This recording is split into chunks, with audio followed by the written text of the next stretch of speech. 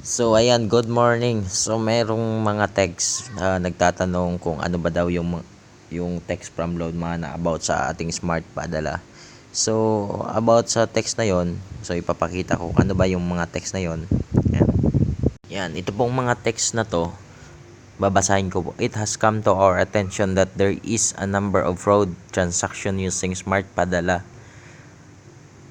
system. The management has decided to re-evaluate all dealers with regards to their smart padala activation process. All dealers are required to fill up the new application form by August 18.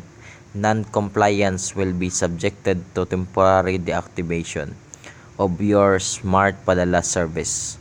Link form. So meron pong pinadala na link form si Loadmana. So ito po kasi ginagamit po sa mga ibang bagay yung smart padala natin. So para maiwasan yon, lalo na sa money laundering, baka nagagamit yung smart padala natin. Para maiwasan yon, so kailangan natin mag-resubmit. So resubmission of requirements.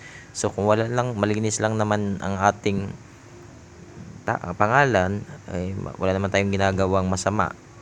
So wala naman sigurong ikabahala sa pag-resubmit ng ating requirements. So, maliit lang naman na bagay. Sasabit, total, nagpasa ka na naman dati.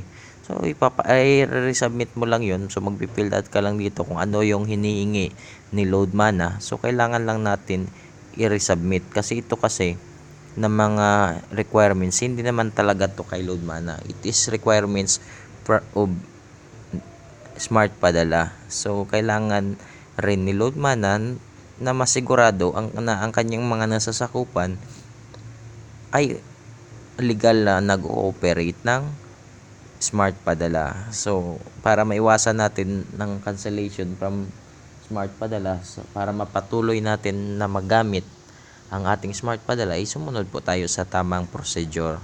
So, resubmission lang. So, wala naman sigurong ikabahala kasi resubmission kasi nagpasa naman tayo dati. So i-comply lang po natin yung mga dapat natin i-comply. So ano ba dapat yung mga i-comply natin? So ipapakita ko sa inyo kung ano ba dapat ang i-comply nating requirements kay Loadmana. So unang-una, kailangan meron po tayong valid government ID. So inuulit ko po, valid government ID, yung updated yung hindi expire na ID. So nilagyan ko lang ng kulay white kasi para baka gamitin rin sa kalukuhan, ma-scan yung identity natin at magamit sa kalukuhan. So yan, nilagyan ko lang ng white. So kailangan valid government ID ang kailangan natin ipasa kay Loadmana. So yan po, yan. So kailangan klarado yung mukha tsaka yung pangalan, yan nakalagay talaga. So ang ginamit ko po yung driver's license ko po, yung non-proof. So yan po. So ang pangalawa, kailangan meron tayong DTI. Halimbawa kung wala tayong business permit, so we need to secure DTI.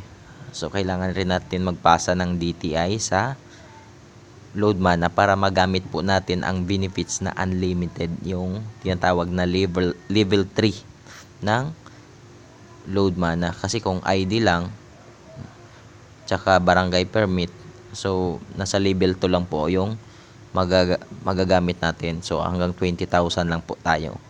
So kung meron po tayong DTI, so unlimited. So more lang naman siguro yung DTI, nasa 200 plus lang yung binayaran ko nito yung DTI natin. Tapos pagkakuha ko ng DTI, kumuha po ako ng barangay business permit. Yan. So ayan po, Masbate City yung naka-address. Yan lang naman, tsaka yung selfie ko with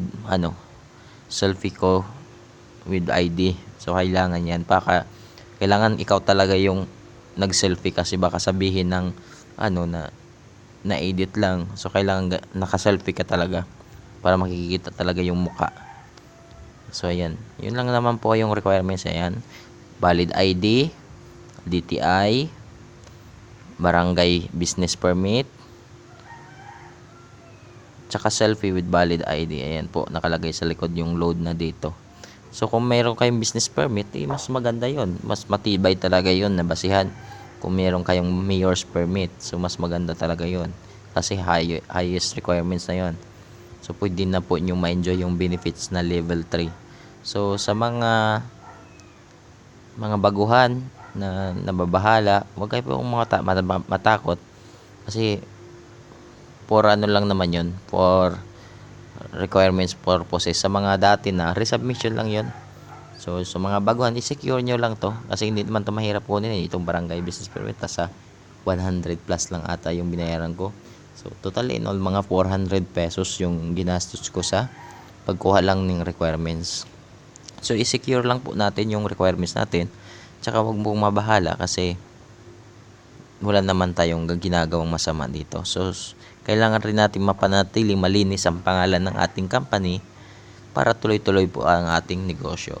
So itong mga requirements na to, yung hinihingi ni Lord Mana, para rin po sa ikabubuti ng ating company. So kailangan natin pangalagahan, proteksyonan ang ating negosyo. So tayo rin ang makikinabang nito pag kinomply natin ng maayos ang ating mga requirements. So yun lang po. Marami pong salamat. So kung meron pa kayong mga katanungan or clarification, suggestion, i-comment nyo lang po down below sa comment box. Willing naman po akong sagutin yon.